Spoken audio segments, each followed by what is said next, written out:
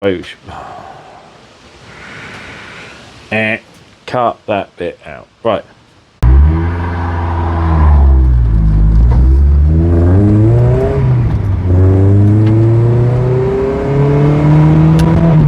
Morning. Hi everyone. Been a hot minute, as Andy likes to say. Hi everyone. Been a little while since I've done a video. I've still got to do a little update on the Golf R32. It's going really well. Wife loves it. But today is Dyno Day. We are on the way to K20, which has a rolling road, which Justin from K20 Tuning, who's helped me with the build loads, he's hired it out. He's doing a few cars today. I don't know if I'm going to be able to video the other cars or not, but I'm on my way. He's already done a road map, not full throttle map, just stable driving, just to make sure everything's alright, using my wideband, which I've got installed, and it's working really, really well. Full throttle, he's driven it. He says it's quicker than his tuned a Civic. He's done an engine swap in. Says this actually feels better, a better engine swap than his engine swap into a Civic. So yeah, that was good. He said that feels like an engine swap. He says this feels like it should be there. So I'll take that as a win. Oh, you're coming up my side. Okay. So yeah, so we're going up. Not really much more to say, really. Just hope it goes well. I'm going to get as much video-ish as I can, but I'm not going to bore you. It's on a rolling road. It's going to go, and then we'll get a number. So probably quite a short video. I have just done a nut and bolt check on the whole car. Everything's still tight. I've now. You stay there. I'm now 3,000 miles into the engine swap, and not really had any issues other than the original teething issues. That coolant thing where I was getting loads of air at the top of the rad, I think that's the coolant bottle's too small, or I'm going to play around with the coolant system a little bit, because what it seems to do is drains the bottle on full chat, and then when you left off, I think it's sucking air from the top of the bottle back through. But it's I've spoken to Mitch, and he's had the same issue on one engine or one car.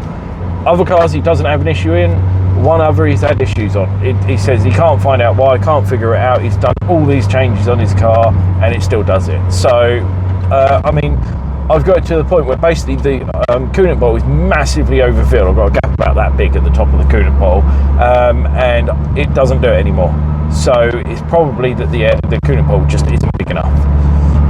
It's a strong pump or something like that. Don't really know. That's all engine mechanics. There's probably some engine mechanic out there. Oh, it's probably doing this, that. I don't know. I'll make it up as I go along. So that's fine, and it's settled, and it's okay. I have a tiny little bit of air at the top of the rad, and it just sits there. It doesn't cause any issues at all, and it never goes over. My fan's set to come on at 85 degrees Celsius. This sits at 82, 83 all day long. I sit in traffic. It never gets above 82, 83 degrees. I do, if you kick its head in, drops down to about 78, 79. So the cooling system's very effective. The heating's working. Out of everything I've done in this car, though, best thing I've done, heated seats. Best thing ever. That's kind of it, really. So yeah, it's been driving fine, been daily driving it. I've stuck 2 new tyres on the back. They are Toyota TR1s or T1, whatever the new ones are. I know Andy confuses as well. It's whatever the new ones are. They're fine. They work okay. They're okay on track. Oh, it's driving straight now. But they're the only things I can get in this size without going to track tyres, because they're really wide but really small. So they're kind of what I'm stuck with at the moment, unless I stuck up to 16s on the back, which I don't want to, because I like the way it handles. And I can get track tyres in this size as well. So at some point it may go on track. I'd like it to, but I'd also like a half cage if I was going to do that. And also I'm so far south that it would take me a hell of a long time. It takes me a long time to get to any track. Brands is my closest track. After that is Spa. So, you know, I'm basically specifically in France.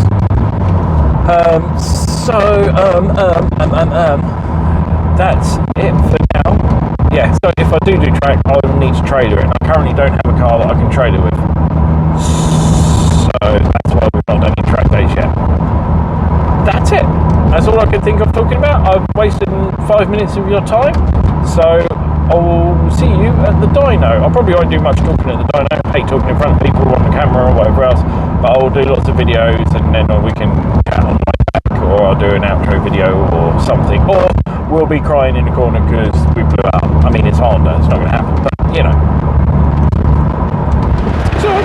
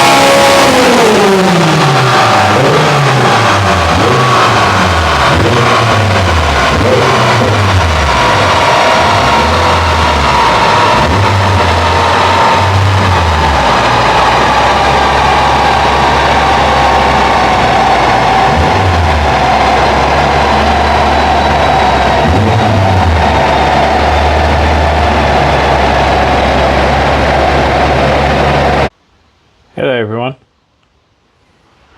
Day is done. As usual with dynos, nothing really ever goes to plan.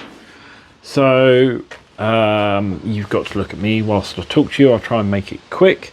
Nice and easy straight off the bat. We have left the dyno with 226 horsepower and 205 newton meters of torque. The VTEC band has been lowered to 4.8 and the rev limit is now 8.6. So that's the headlines. Big gains of the day was in the mid range. We gained another 20 horsepower, which is good. We started the day with 217, I think, something like that. But we've had issues, as you always do with dynos. That's why we do these things, to find out issues. But I am happy, driven it, much nicer, much smoother, much better ish. Misfire. So if you just watch the dyno vids, don't know if you can hear it or not, but it's got a misfire on it. So day went like this. We got there, strapped it down, everything went okay, done a first power run, done a couple little coughs. I've occasionally had a cough, like you'd be driving along just and then it would carry on driving. Didn't do it very much, occasionally had it. Obviously the dyno has under more load, if you like, is brought that issue to a head. So done the first run, it was fine. Went to do the second run, just wouldn't rev, just misfired loads. First time it's done that. So the guys, Justin and the guy who runs the dyno, big thanks to Justin for today, done loads of really good work. Pulled the spark plugs out and the gap was huge. It was 60 thou rather than 30 thou. Don't know why they're supposed to be pre-gapped from the factory. I just fitted them because they were supposed to be pre-gapped, and so we gapped them. Don't know why, but one of the spark plugs was a bit, I don't know if it's white. Spark plug reading, that's not my forte. That's just in dyno tuners and all of that. So they think one of the coil packs was going down. We don't have any coil packs, so they put it back on, run a bit better, managed to do a bit of tuning where they found that the lowering the rev limit, raising the rev limit they could do, and lowering the VTEC band, it really liked it. It used to, at 5.5, where it was set, it used to kick in and used to really give you a kick up the butt, whereas now at 4.8 it's really smooth, comes in really nicely. So it comes in at 4.8, which means it now revs really nicely, and it's a lot more powerful at that 4.8 or 4.5 to 5.5. It's a big jump. It feels a lot better, but it was still missing every now and again. You could hear a miss, and then they turned it off we got a noise complaint from neighbours, so I had to shut the door. Done a run. It started to miss again quite badly, so I lifted up the garage, let it fumigate and whatever else. At this point in time, Justin had trouble talking to the ECU. We don't know why. We tried different leads, we tried different laptops, nothing would talk to it. We ended up having to unplug the ECU for like 15 minutes, plug it back in again, all come back to life. Don't know why, no idea why it did that. After that, it was missing really badly on the dyno, like they couldn't get a pull out of it. So went back one map, there was no real difference in the maps. They just reloaded the map back on it, and it started working again. So maybe as they uploaded the map, there was a comms issue. We don't know. But the sports cat was when it was running okay-ish. The sports cat was definitely holding it back, so that might have to be investigated. But he said there is more to come, but there's no point pushing it or going any further whilst we got this misfire. So we think it's coil packs, so we're going to get a new set of coil packs tomorrow, put them on, and look at the sports cat, look at any other bits that we need to do, and then we'll be going back for more tuning, see how it goes. I'm hoping the coil pack sort it out. If not, I'll be checking all the wiring, checking all the grounds. If it's not that, Justin does have another hondata ECU we can shove on it and try that, so that'll be the last point of call. Hopefully it's not an ECU issue, but it drove home okay, but I am definitely now got the miss that I had is now huge, so we need to sort that out. Hopefully that sorts out tomorrow, but I am happy when it's not missing, which at the moment isn't, which is most of the time. But when it was clear enough to give it a bit of a bootful, it ran really, really strong. So ups and downs, as dyno days always do, doesn't always go to plan. I mean, it's still making good power. 226 horsepower is still a very respectable number for a car that weighs 950 kilos. We just want more. We always want more.